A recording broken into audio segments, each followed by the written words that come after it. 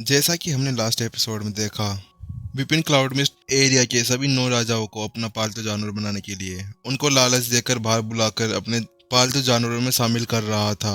एक एक करके उस गुफा में से सारे के सारे 9 राजा बाहर की तरफ चले गए थे। लास्ट में केवल वहां पर हेड उत्कर्ष और गोल्डन बियर्ड टाइगर ही वहां पर रह गए थे। अब आगे क्लाउड मिस्ट लिस्ट के सभी 9 राजाओं के अंदर मास्टर टीचर एकेडमी के टॉप 10 टीचर्स को टक्कर देने की ताकत थी। तो कैसे हेड उत्कर्ष के उस स्टूडेंट ने सभी 9 राजाओं को वहां पर बुला लिया? क्या वह मास्टर टीचर एकेडमी के सभी 10 हेड प्रमुखों को यहाँ पर ले आया है? लेकिन इस बात का तो कोई मतलब नहीं था। अगर वो यहाँ पर आते तो मेरे यहाँ पर जितने भी संत लेवल और नवजात संत लेवल के जितने भी बीस्ट थे वो यहाँ पर आकर मुझे सूचित जरूर करते कि यहाँ पर घुसपैठिए आए हैं, लेकिन उनमें से कोई भी यहाँ पर नहीं आया। गोल्डन बेयर टाइगर ने हेड उत्कर्ष की तरफ गुस्से भरी नजरों से देखते हुए, अच्छा हेड उत्कर्ष, ये तुम्हारी कोई चाल तो नहीं कि तुम मेरे सभी जानवरों को वहां पर बुलाकर उन्हें एक एक करके मरवा रहे हो? क्या तुमने अपने सभी साथियों को आसपास कहीं पे छुपा के रखा है जो यहाँ पर तुम्हारी सहायता करने के लिए आए हैं? मुझे नहीं पता तुम किस बारे में बात कर रहे हो। मुझे तो यहाँ पर कुछ भी नहीं पता यहाँ पे चल क्या रहा है। हेड उत्कर्ष तो अब फूट फूट के रोने की कगार पे पहुंच चुका था। अब किसी भी पल वह रोने ही वाला होगा अगर उसे पता नहीं चले कि वहां पर क्या चल रहा है। वह तो उन सभी चीजों से बेखबर था कि आखिरकार उसका प्रिंसिपल नितिन क्या कर रहा है वहां पर। लेकिन गोल्डन बियर बीस्ट को अभी भी उसके ऊपर यकीन नहीं हो रहा था, इसलिए उसने उसको धमकी देते हुए पूछा, तुम मुझे साफ साफ बता दो तुम यहाँ पर क्या कर रहे हो। तुम मुझे कुछ छुपा रहे हो तो तुम मुझे बता सकते हो, वरना अब तुम यहाँ पर मरने वाले हो।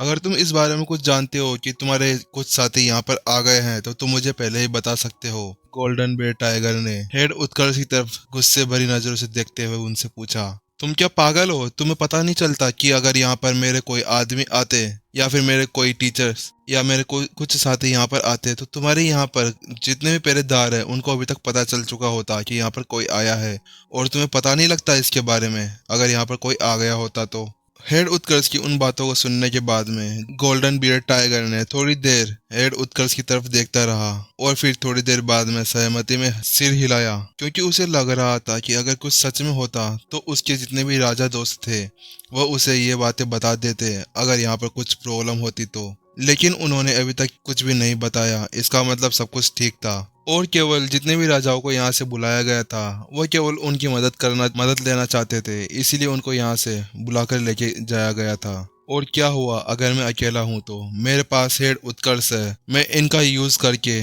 सामने वालों को अपनी बात मनाने की कोशिश कर सकता हूँ, और फिर तो उनको मेरी बात माननी ही होगी क्योंकि उनके प्रमुख मेरे पास थे।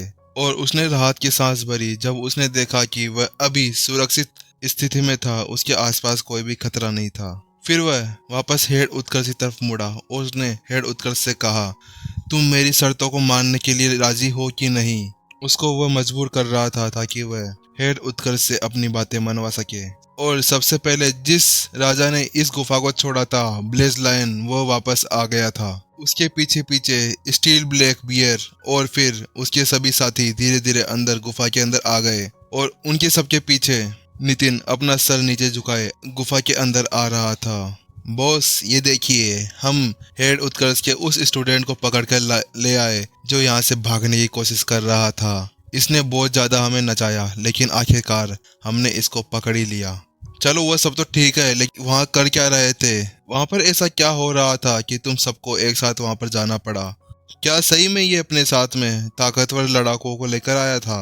गोल्डन बेयर टाइगर बीस्ट ने उन सभी राजाओं से पूछा।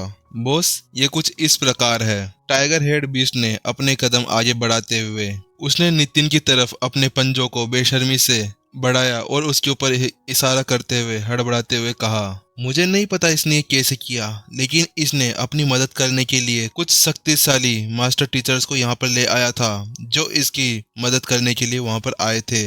क्या मास्टर टीचर्स आए थे इसके साथ में?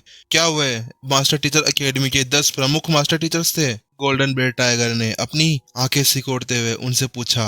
स्टील फैंग वुल्फ ने आगे बढ़ते हुए कहा, हाँ वो थे तो मास्टर टीचर्स, लेकिन वह हमें जाने पहचाने नहीं लग रहे थे। वह मास्टर टीचर एकेडमी के कोई भी मास्टर टीचर्स नहीं थे। स्टील ब्लैक भालू ने आगे बढ़ते हुए कहा, यह कुछ इस प्रकार है। वह तीनों की तीनों अगली आगे की तरफ बढ़ते जा रहे थे और कुछ कदम आगे बढ़कर वह गोल्डन बेयर टाइगर के पास में चले गए और अचानक से उन्होंने उसके ऊपर हमला कर दिया।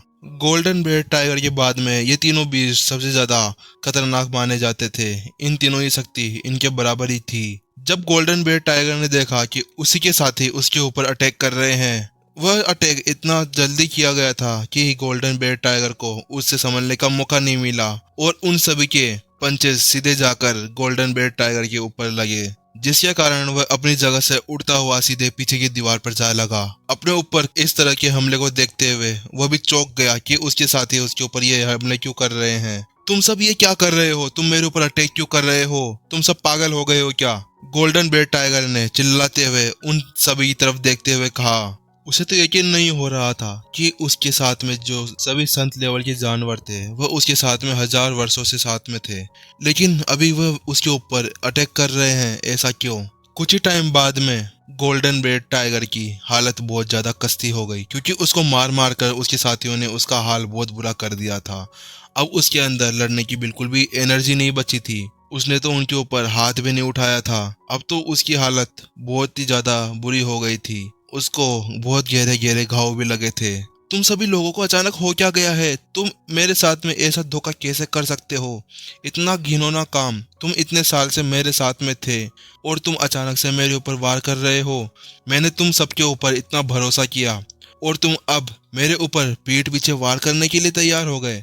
गोल्डन बेयर टाइगर ने उन सभी के ऊपर चिल्लाते हुए कहा। गोल्डन बेयर टाइगर के लिए तो अब बोलना ही बहुत मुश्किल हो रहा था। अब सांस लेना भी उसको कठिन लग रहा था, लेकिन उसको इग्नोर करते हुए वह तीनों के तीनों बीस्ट नितिन की तरफ मुड़ते हैं। फिर नितिन अपना सर हल्के से ऊपर उठाता है, हंसते हुए वह ऊपर देखता है और अपने हाथों को अपने पीठ के पीछे रख लेता है, बिल्कुल शान से।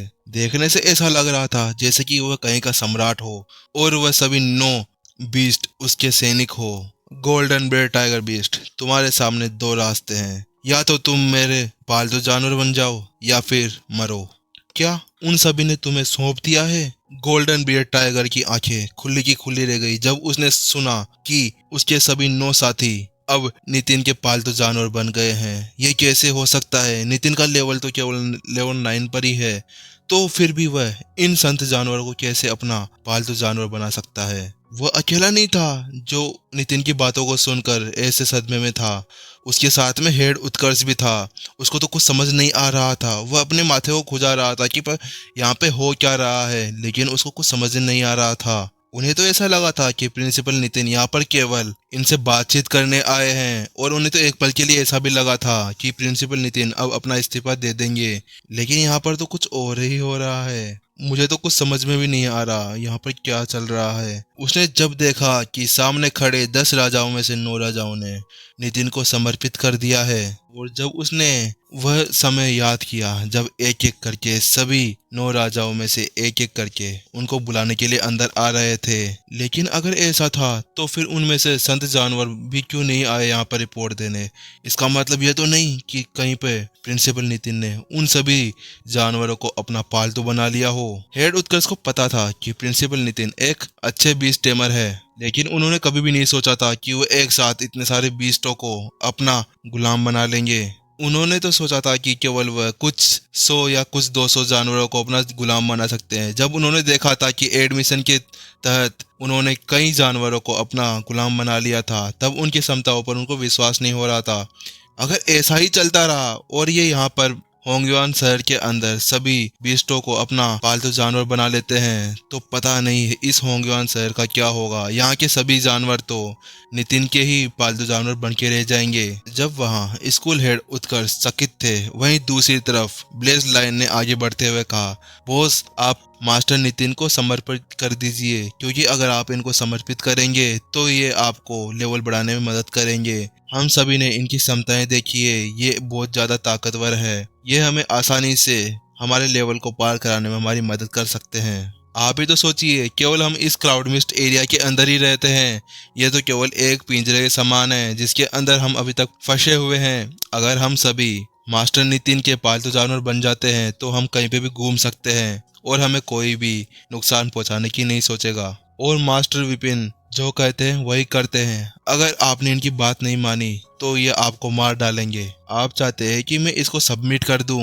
सपने देखो, ये केवल तुम्हारे सपनों में हो सकता है। ये देखते हुए कि उसके सभी साथी उसको धोखा दे रहे हैं, वह जोर से चिल्लाता है, क्या तुम सभी इस बारे में उत्सुक नहीं थे कि हम जिसके पास भी स्पिरिचुअल वाटर होगा हम उस व्यक्ति को मार देंगे, हम उसको ढूंढेंगे। लेकिन अभी आप सभी मेरे को धोखा दे रहे हो मेरे पीठ पीछे। तुम सभी ने एक नया मास्टर भी बना लिया और अब तुम सभी मेरे से कह रहे हो कि मैं भी इसको सबमिट कर दूं।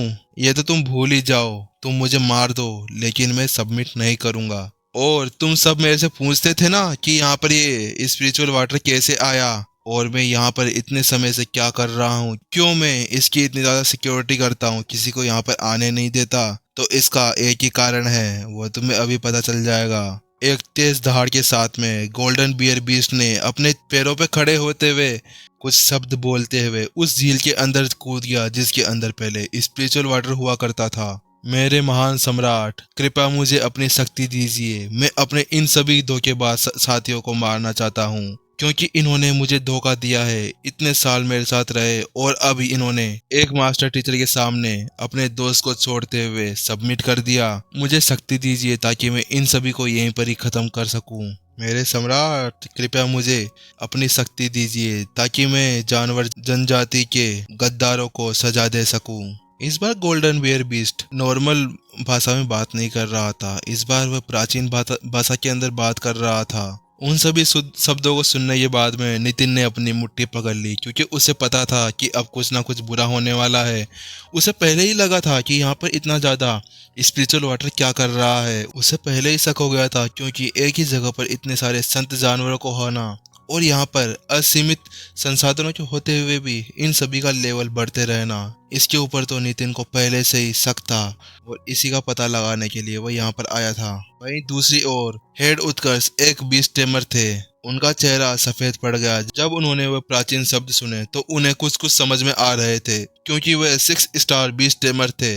भले ही वह उन शब्दों को पूरी तरह से नहीं समझ पाते या फिर उन्हें बोल नहीं पाते, लेकिन वह उनको थोड़ा थोड़ा तो समझ ही सकते थे।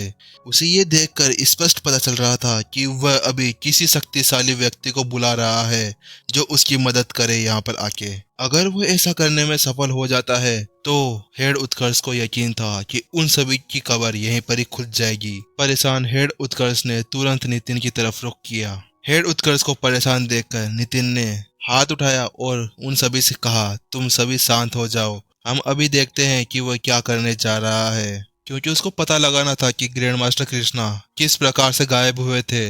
जब उसने उन सभी 9 जानवरों को अपना पालतू जानवर बनाया था, उन सभी से पूछा था कि तुम्हें ग्रैंड मास्टर कृष्णा के बारे में क्या पता है, लेकिन वह यहाँ पर केवल कुछ हजार वर्षों से ही थे, इसीलिए उन्हें कुछ पता नहीं था। और ग्रैंड मास्टर कृष्णा को लापता हुए 3000 वर्ष हो गए थे। उन्होंने ये भी कहा था कि यहाँ पर जो गोल्डन बियर बीस्ट है उसको जरूर कुछ पता होगा क्योंकि वह यहाँ बहुत लंबे समय से रह रहा है। वह यह सब कुछ सोच ही रहा था, अचानक से उस गुफा के अंदर बहुत शक्तिशाली एनर्जी फूट पड़ी। ऐसा लग रहा था कि बादल चीर कर कोई नीचे आ रहा हो। उस इतनी ज्यादा शक्तिशाली शक्ति को देखकर हेड उत्कर्ष का चेहरा पीला पड़ गया क्योंकि जैसे ही वह शक्ति उस गुफा के अंदर आई, अचानक से उस गुफा के अंदर बहुत तेजी से दबाव बढ़ने लगा। हेड उत्कर्ष का जबड़ा तो नीचे की तरफ जाने लगा। वह दर्द असहनीय था क्योंकि वह दबाव बहुत ज्यादा था। उसे ऐसा लग रहा था कि सीधे उसकी आत्मा के ऊपर अटैक हो रहा था। फिर उसे अचानक से नितिन की चिंता हुई क्योंकि वह संत लेवल स्टेज 1 के ऊपर होने के बावजूद इस दबाव को सहन नहीं कर पा रहा था। लेकिन नितिन तो लेवल 9 पर ही था, तो वह इस लेवल की ताकत को कैसे सहन कर सकता है। उसे तो अब नितिन की चिंता होने लगी थी। उसने घबराते हुए अचानक से नितिन की तरफ देखा, लेकिन जब उसने नितिन को देखा तो उसने पाया कि नितिन तो आराम से अपनी जगह पर खड़ा है। वह तो अपनी एक टकटकी लगाए झील की तरफ देखा जा रहा था। वह तो वहां पर ऐसे खड़ा था जैसे वहां पर कुछ हो ही ना रहा हो। उसके ऊपर तो बिल्कुल भी दबाव महसूस नहीं हो रहा था। हेड उत्कर्ष का दिमाग तो काम ही नहीं कर रहा था जब उसने उसके सामने वह दृश्य देखा कि नितिन वहां पर सीधा खड़ा है और उसके ऊपर कोई दबाव ही नहीं हो रहा।